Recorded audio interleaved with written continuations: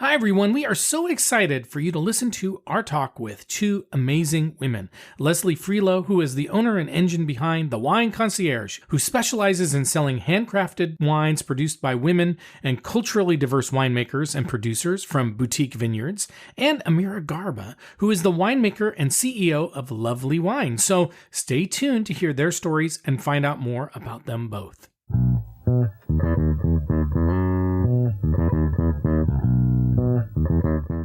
Hello and welcome to the Wine Pair Podcast. I'm Joe, your sommelier of reasonably priced wine, and for this episode, as usual, when we do our interviews, I am on my own because my wine pairing partner in crime, Carmela, is busy making cakes for her Baby Cakes microbakery, which, by the way, you can learn more about if you head over to our website, lovebabycakes.com. But now, as a quick orientation to our podcast, what we usually do in each episode is learn about, taste, and review 2 to 3 wines that are reasonably priced, which means under $20 each, and should be easy to find. However, for this special set of episodes, we interview people who are involved in actually making wine. Because part of what we want to do with our podcast is to educate ourselves and you on different aspects of wine knowledge in a fun, entertaining, and unstuffy way, and even fun and entertaining, as Decanter Magazine has called our podcast. And that is what we're doing today. And a small plug before we get to the interview with Leslie and Amira. If you like what you're listening to or are interested in hearing our other regular episodes, please subscribe or follow to our podcast so you can hear more, especially since you're only getting one half of the Wine Pair Podcast in this episode. You can also go to our website, thewinepairpodcast.com, to send us a note or subscribe to our newsletter.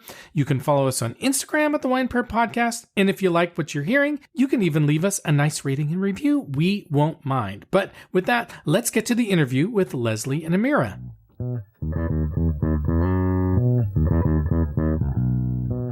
Hi, Leslie and Amira, and welcome to the Wine Pair Podcast. Hi. Hello there. Hi, we are so happy and honored to have you with us. And Leslie, this is actually the second time that we have chatted, because we did a couple of years ago, we did an interview with you as part of the Swirl Suite. So awesome to have you back on. Thank you. Thanks for having me. I appreciate it. Of course. Well, we're so excited to learn more about you, learn more about Amira, where you got to where you are today, how you met, what the future of your different businesses look like. So I think we'll jump in. So I'll just separately ask you a little bit to share some of your background. So Leslie, let's start with you and just your background, how you got into wine, and how you got to the business you're in today. So my background, I live in the Washington suburb area.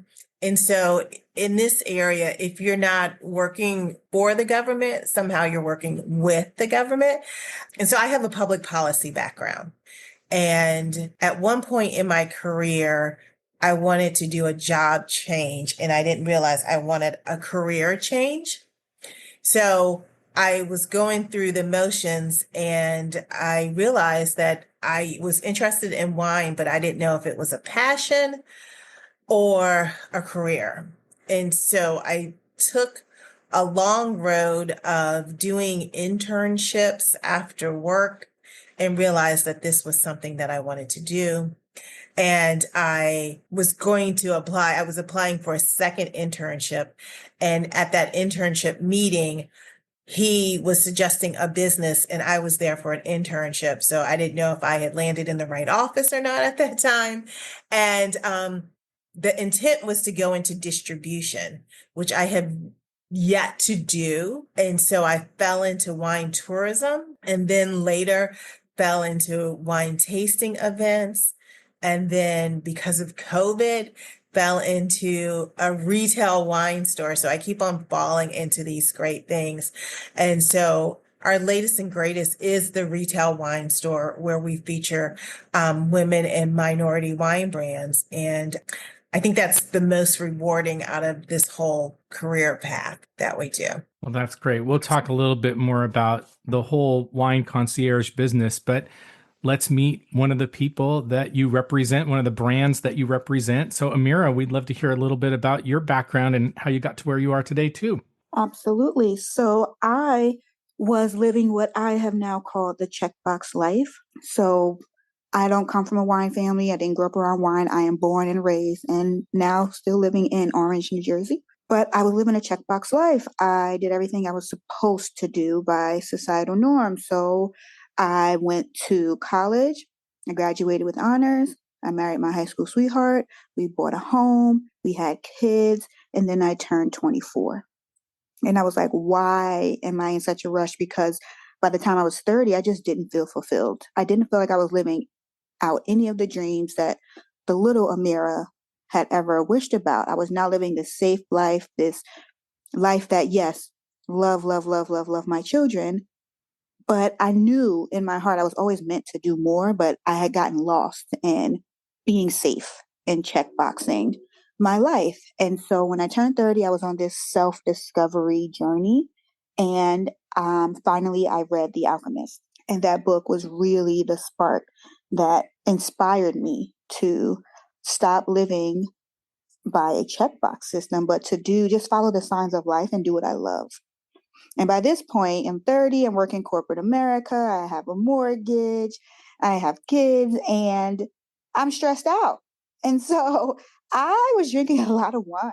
And after reading the book and being on one of my long train commutes into New York City where I worked, it just really came to me like, don't overthink it. It said, do what you like to do. I like to drink a lot in a very fun and safe way. But the spark came because I was like, I don't drink any Black owned wines. And I was making time to go to wine tastings. Again, I had all these other hats. Don't know where I found the time. So I was like, this must be a passion. And I have been in love with this business and have had so much fun in it ever since. So didn't have the background, got inspired. The little girl in me always wanted to be a boss, an entrepreneur. So I put that together with what I was discovering was this new passion of mine around this very simple object called a grape. And that's how Lovely was born.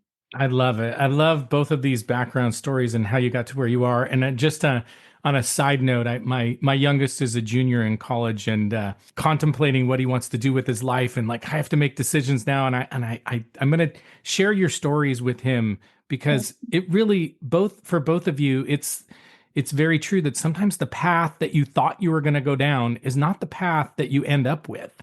Mm-hmm. And you both have been successful in what you're doing. And it's quite inspirational. So thank you for that.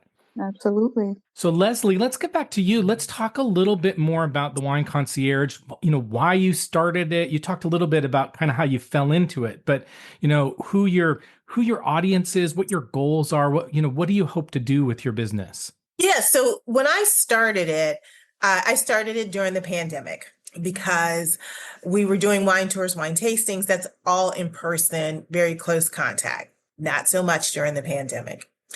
And so I had decided I wanted to have an e-commerce brand. Quite frankly, we couldn't afford brick and mortar.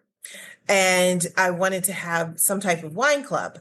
And then May of 2020 rolls around and George Floyd was killed. And then there was this reckoning in wine. I know there was a reckoning in a lot of different industries. And I just felt that I could do the safe wine club and I could make it solely Black-owned winemakers. But the quick reality is it wasn't enough of them to help sustain a business. So then I expanded it to be more culturally diverse and also to focus on women winemakers. And I made a conscious decision. So when Amira continues to blow up, we won't be able to carry her wines anymore. But I made a conscious decision that we would only carry small batch producers. Very rare cases do we find someone big. So people often ask us, well, do you carry the McBride sisters? And no, we don't. I have nothing against the McBride sisters. They probably don't even know who I am, but you can find them everywhere. And the whole purpose of when we were directing this was to work with brands that you can't find everywhere, that they have a safe home where we can promote them on a national scale, not just locally. And so that's how the Wine Concierge was started. And then also at that time and subsequent to that, it became really in vogue for DEI and we'll see where that goes now. But I realized that it was not always going to be in vogue, right? People weren't always going to make exceptions or provide grants or da da da da da. And so it was important to me that we have a foundation where when that phase passed, that Black winemakers still could make wine, could have the education they need and to succeed. And so we also had a philanthropy part of the Wine Concierge where $1 from every sale that we have goes to the Black Winemakers Fund.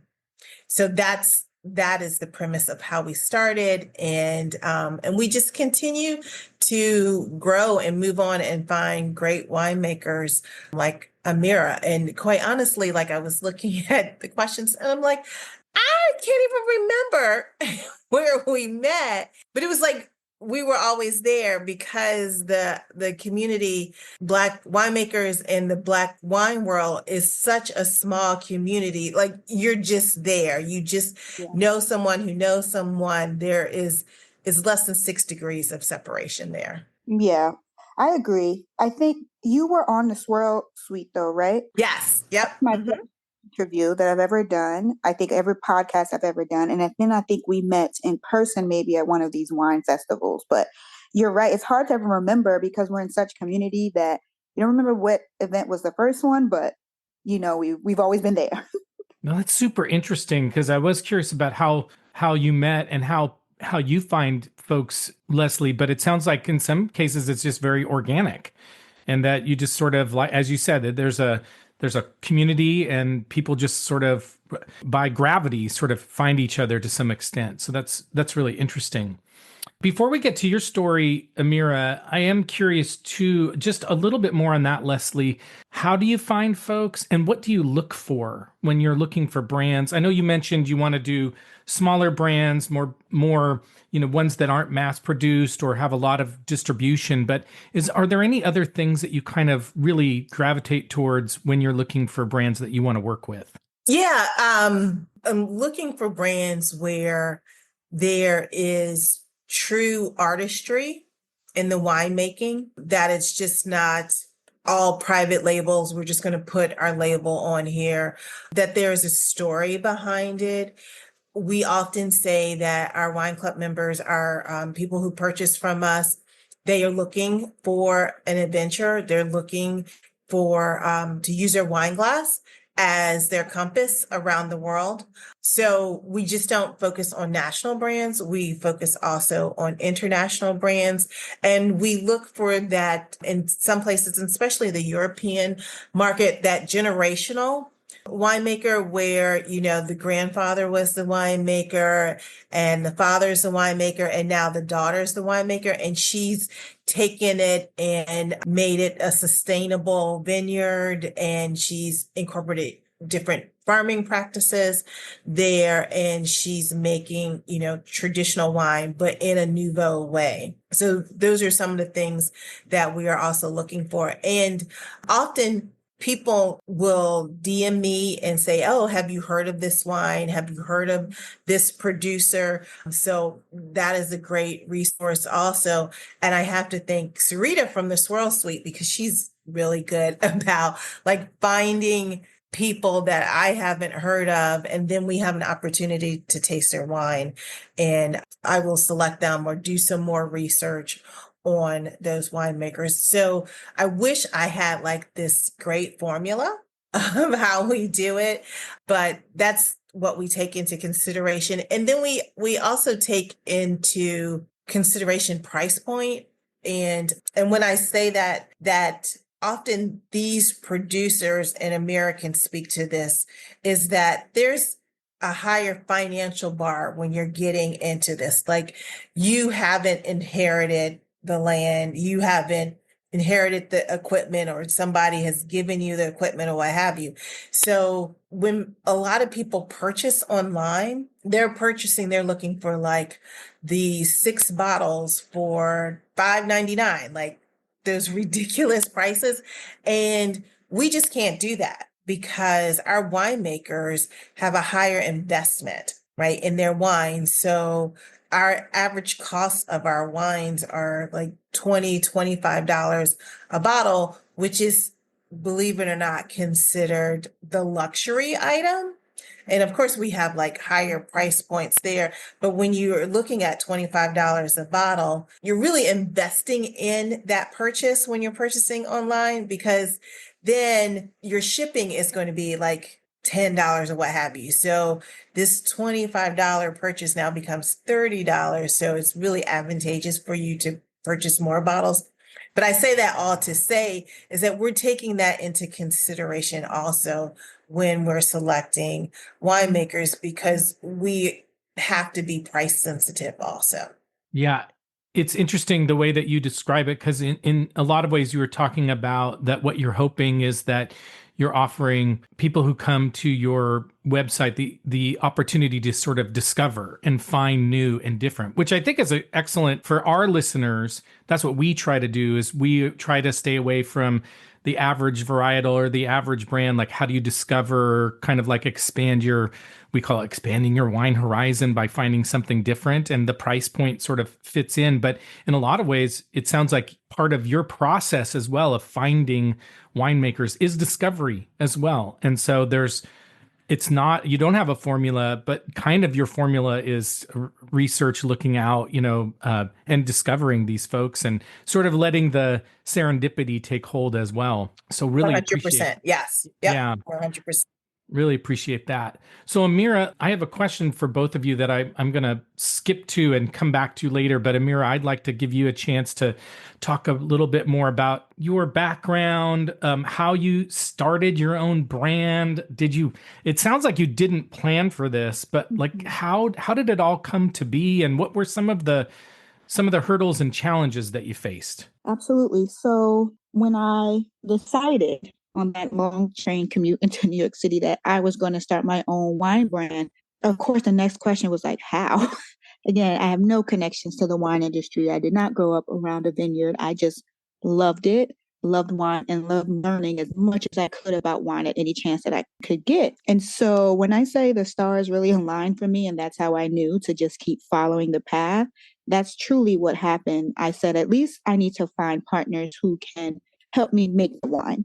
But my background in corporate America is marketing. That's what I got to have a degree in. That's what I study. So I said, I'll focus on building the brand and learning winemaking, but I need someone to handle all of the other things. So that means first starting with a crush pad facility. And I found one in Napa.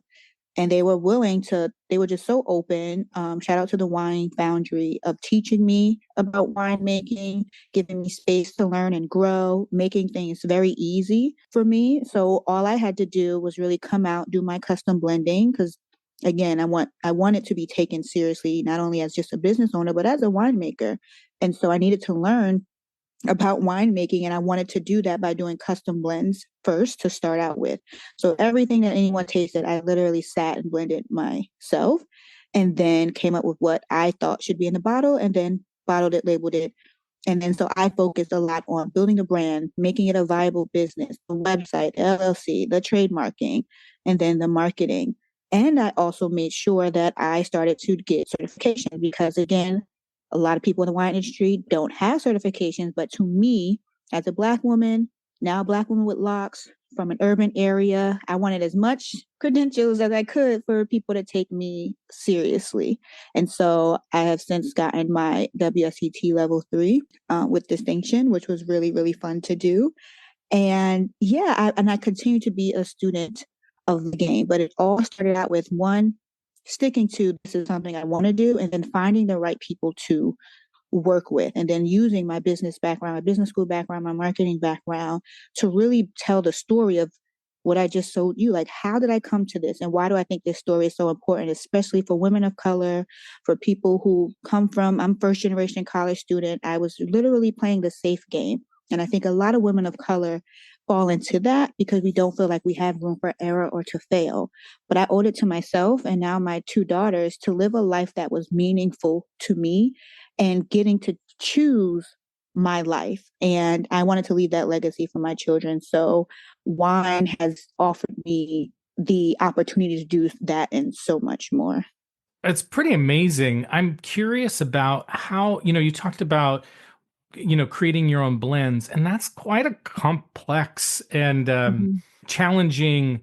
I couldn't do it. I could just like, I don't know how fall into that. So I'm curious about Mhm. how you learned about how to blend. Did you have a mentor? Did you have folks along the way who kind of taught you, or were you self-taught? Mhm. I'm curious about that. So a mix of both. So as I mentioned, I work with the wine foundry, and the head of sales there, he kind of like took me under his wing and answered all of my questions. So for instance, I know I wanted to start, my first wine was a red blend. I start with what I like. Like to this day, I've only created wines that I actually drink, except for my rosé. And that was just like, let me try. Cause I tried this rosé. I was like, oh, this is a red wine drinker's rosé. But other than that, it's really, I only make dry wines. I don't make sweet wines, although people like to assume I do because I'm Black.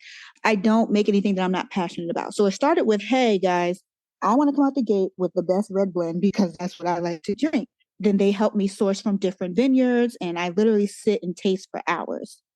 And it's good to know. I've had some people recently tell me that they see my work and they believe in me because they know I have a palate for this. Like it is something that I am truly passionate about. So Leslie had mentioned, yes, it's easy to white label in this industry.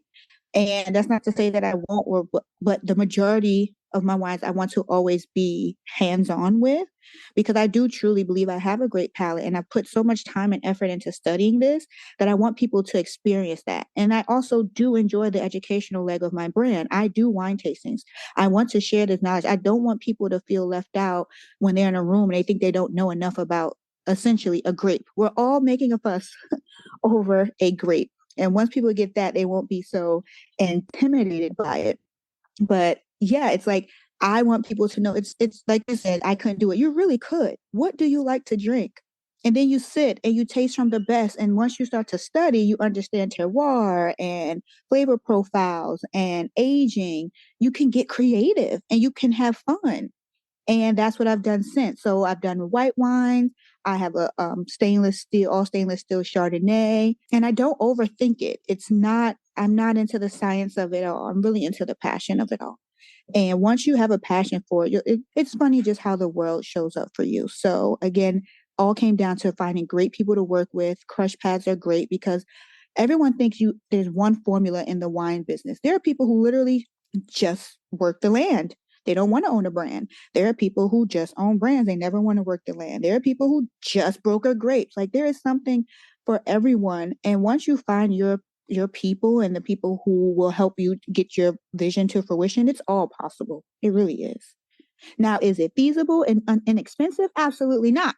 And that's why I had to transition. So this latest collection of mine is me doing a lot more, doing everything myself now. There's no more wine foundry.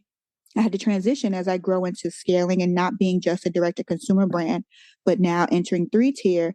I have to cut my costs. And when you work with a crush pad like the Amazing Wine Foundry, they're expensive, of course, because they're handling a lot of things so that I could take the time to learn and market and build a brand. But now I'm doing everything from sourcing my warehouse, glass, corks, all of that. So it's on top of the winemaking. So it's gotten harder, but I love the foundation I had because it allowed me to focus on building and the brand and telling the story of why I even got here. That was a lot, but No, it's great. And actually, I do want to come back in a minute to kind of just talk about your wines a little bit more, what makes them special. But I did want to talk about something that both of you brought up. And I think that you talked about both assumptions and challenges that, as African Americans and women in the wine industry, you sort of have to overcome. Like Leslie, you talked about just the challenges of access, of financing, of just even, you don't have a vineyard passed along through generations. And Amira, among other things, you talked about sort of like these stereotypes or assumptions like sweet wine. Do you make sweet wine and that kind of stuff? So I'm just curious, maybe we'll start with you, Leslie. Just what are some specific challenges that you think it's important for our listeners to understand that African American and women kind of face in the wine industry? I think number one is you don't see people who look like us when they're they are represented in commercials and print ads or what have you. And if you do, you see us holding a bottle of Moscato, which Moscato is great, but then it's the assumption that that's all we drink, sweet wine. Or I know before I had opened the retail end of it, I would be a judge at wine tastings. And I kind of felt like I had to prove myself. Like I know I have a good palate. I know I can identify different flavors and profiles or what have you. But I kind of felt like I was always being questioned, like, why is she in the room? So I think that's one thing that still exists. Hopefully it doesn't exist as much in America. You can chime in that again, this community is growing, and which I think is really interesting because, you often hear in Beverage Digest that the wine community drinkers are shrinking. It's shrinking, but I find that exact opposite in the Black community, that more people are interested in it. And I think there was always an interest. And I think that we have worked on the agriculture side and not necessarily in the wine making side. And so now that interest is starting to present itself more, and more people are asking about it, and they're seeking out Black winemakers, Hispanic winemakers, queer winemakers, where they didn't do that before because I think they just didn't know that they existed. But now that we're starting to show that there's more existed and they're making really good wine, people are asking for it now. Amira, I want to hear your point of view, but I think one thing that's probably true too, Leslie, is that the wine industry probably largely ignored the Black community for a long time, just didn't even consider it. Yeah, 100%. So Amira, tell us a little bit more about some of the challenges you've had to overcome. So there are a few. The first one, of course, being that we were not meant to be here. So there's no blueprint. There's no one sharing information. Since now I have mentors in the space who are always willing to help. But when there are clearly laws in place that hint to like you weren't supposed to be here, it can be just a challenge getting anything done, learning anything, and growing. So the access, of course, has been a challenge because, again, I did not grow up around wine. I just know I like to drink it. And it is not like any other consumer product. It is heavily regulated. So the compliance of it all, the regulations of it all. If I had $1 for every time I had to explain to someone why my wine wasn't in a store and they just can't go to the store and buy it, I might have a lot more money now because it's not like a t-shirt brand, a sneaker brand, a jewelry brand. It's heavily regulated by state. You're constantly have to learn and be open to understanding complexities and barriers. And then, of course, there are those microaggressions of, do you make sweet wine? Or people assuming my wine out the gate might not be good or of high quality because of their own biases. Like, people don't even realize they're doing it sometimes. And it's quite obvious to see in some of the spaces that I've been in. I'm younger, relatively young in this game. I've had someone tell me recently that I looked really young and they almost didn't take me seriously. I'm like, oh, but if you've known how much I study and invest, and like, so even aside from being a Black woman, so there are so many challenges. We're talking the expense of it all. I had a call with someone recently just getting some advice about the 3-tier, and they said, to make a small fortune in this business, you have to have a large fortune. That's like the running joke. Wine and spirits is expensive. Land is expensive. Production is expensive. There are just so many facets to it all that I am still learning. Like, I got to pay for that. I got to pay for that. How much is that?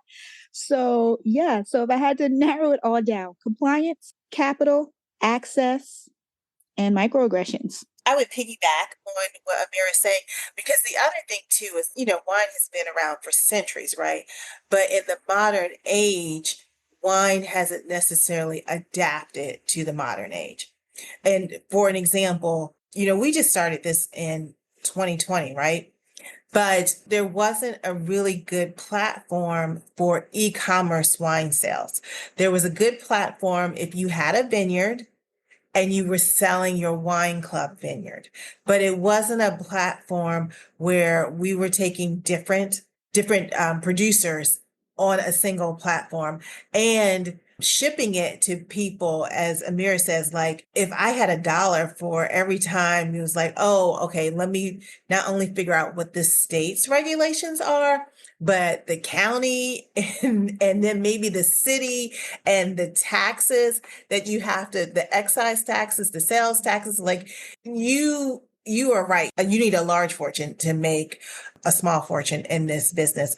And she's 100% right. There isn't a single resource that you can go to there. And so that complicates it more when you don't have access to the people who are in the know. Well, I think the fact that we're having this conversation is just a tribute to the both of you about grit, determination, overcoming challenges, and creating something successful. So really appreciate that.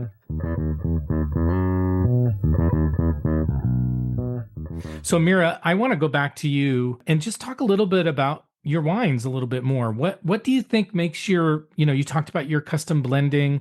I loved the quote that you said about you make a rosé for red wine lovers.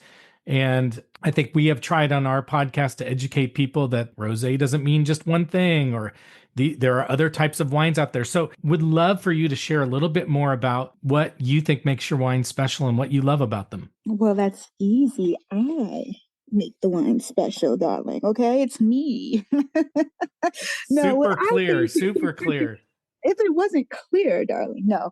I think, of course, the story. I have heard multiple times in this industry that labels and stories sell wine, and I think one thing is that people resonate with everything you just said, right? The grit, the determination, the fact that I multi hyphenated and wear all these hats, but I still choose to be in this space and take winemaking seriously. So that's one.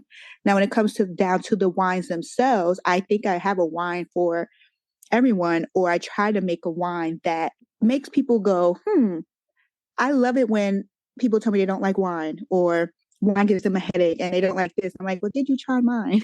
And they're like, actually, oh, wait, they all aren't bad. No, all wines are not created equal. And when you put a lot of time and effort into making great wines, you get great wine. And so whether it's my rosé, my Chardonnay, my Pinot Noir, or my blend, I think they are great conversation starters because none of them are simple. They're complex, but they're approachable. Meaning I'm not trying to overcomplicate the wine so that only a certain echelon of people drink them. I want the wine that everyone can agree on. This is just good. So my rosé is a Southern Rhone style blend, but made in Lodi. So we have 4 different varietals there. So that complexity makes it fun. It makes it easy to pair with a lot of things. The acidity on it is great. So again, it's approachable. That is my best seller. My Chardonnay, not your typical oaky Chardonnay from California. This is Sierra Foothills, but 100% stainless steel. Higher alcohol, but you don't feel the burn. And again, that was super important to me. I want you to drink my wines and have a good experience. I'm a Pinot Noir snob. That is my thing. That is what I love. She is the star of my show. I don't care what anyone says about any other wines that they like in my collection. My Pinot Noir, she's the queen because I love Pinots. I love the aromas of them. So I only make it either in Petaluma Gap or Russian River. I'm in Russian River right now doing Pinots. Not physically, but that's where I think I'm going to stay because, again, they smell amazing. You're going to smell them, and then you're going to have the balance between the palate and the nose every time. Balance is key to great wines. And then my blend, which was an accident or an intentional accident. I always blend my Pinots with a little bit Petite Syrah to give it some more earthiness, some groundedness, some complexity, and to give it some maturity. Like I always say, Pinots are like, the fun girl, but then you add some petite in there and now she's a grown ass woman, right? So that's my thing. But I had all this petite left over and said, no juice goes to waste because this is very expensive stuff. And now I have a petite blended with a hint of Pinot that everyone is going nuts about, that I didn't even intend. And those are the fun wines for me, right? It's just, let's try it.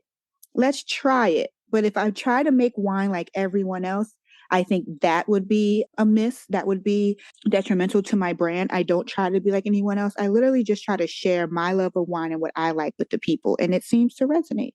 Well, I'll just say, we usually at this point in the interview, and Leslie, you still haven't taken us up on it, but we say you're invited to Sunday night dinner. And my family, both my wife and I, have Italian American families. So Sunday night is a pretty special event. You're both invited to Sunday night dinner. I'm serious. If you come to Seattle, you let us know. We will welcome you with open arms. And Amira, I'm telling you, you're singing my song about your wines. A stainless steel, not unoaked Chardonnay, like love it. Pinot Noir. I love that you're a Pinot Noir snob. I think I might be a Pinot Noir snob as well, but if you come, I'm hoping that you bring at least one of those, if not all of those wines to dinner. I can absolutely take you up on that. Seattle is on my list, and now I know I have somewhere to eat Sunday dinner. Oh, and yeah. I never come empty-handed, so for sure, we are definitely drinking probably the reds, the Pinot or the blend, but I got you. I mean, we have to start, we start out with appetizers. So, the Chardonnay or the Rosé or both will work the Elevate perfectly. collection is coming. The Elevate collection is coming to Seattle. Awesome. I am serious. You better let us know when you're coming into town. I think I was Italian in a past life. That's my favorite, cuisine. My favorite vacation I've ever been on. It's possible. It's quite possible, guys. Okay, that I, have some Italian roots. Maybe not. But you might. Listen, as long as there is Italian food around, I'm going to eat. So you cannot take this invitation back. I just want you to know that. No, we're not taking it back. I'll warn you, we're a little loud, but we're fun. So that makes it even better. Yeah. Exactly. Well, before we go, I just want to give a chance for both of you to let our listeners know how they can find you, where they can get more information. So Leslie, let's start with you. How do people find out more about the Wine Concierge?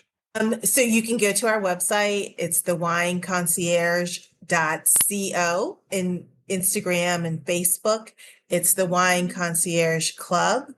And that's where you can find out about us and great podcasts like these. Yeah, great. Awesome. And again, you can buy Amira's wines and other wines through Wine Concierge Club. So Correct. Please go there, .co. We'll have that information after the interview. I'll make sure that information is both in our show notes and our website, and I'll repeat it. And then Amira, how do people find out more about Lovely Wines? Absolutely. So it's simple, Lovely Wine on everything. Lovely Wine on Instagram, TikTok, lovelywine.com. I don't do Facebook as much because I hate their business UI. So whatever, Meta can go somewhere. But Instagram, TikTok, lovelywine.com, and Lovely is spelled Lovelee after my daughters, whose both their middle names are Lee. So Lovelee wine.com. And yeah, we keep the site updated where you can find our wines, where you can order, when we're doing a tasting, all of that good stuff. And I just want to thank Leslie for being such a supporter of the brand and for really, really creating a space for niche brands, because there are not a lot of people talking like how she is, right? Like really making a space for people to come up in this industry, because we all do better and drink better wine when there's diversity, period. So thank you. And thank you for having a platform for us to share our stories, our backgrounds, and why a space for us is important. Absolutely. We are, again, as I said, we're very honored to have you both on the podcast and appreciate you being willing to share your story with our listeners. Well, thank you so much. Can't tell you how much I enjoyed it and learning more about you. And again, the invitation always stands, and we hope we talk to you soon. Absolutely. See you. Thanks, Joe. Take care. Bye.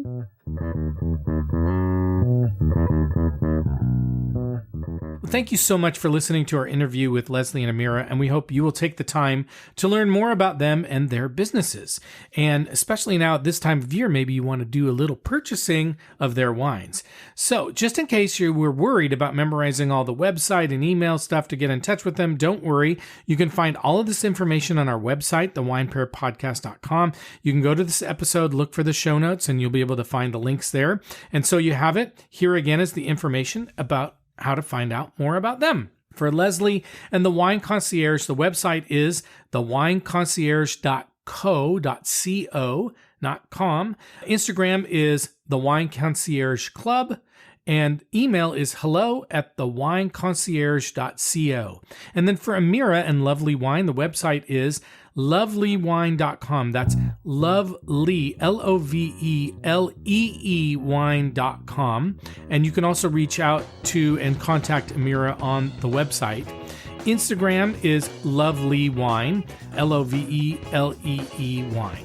And we hope you will subscribe to our podcast, The Wine Pair Podcast, and we hope you will follow us on Instagram and visit our website, thewinepairpodcast.com, or send me a note at joe@thewinepairpodcast.com.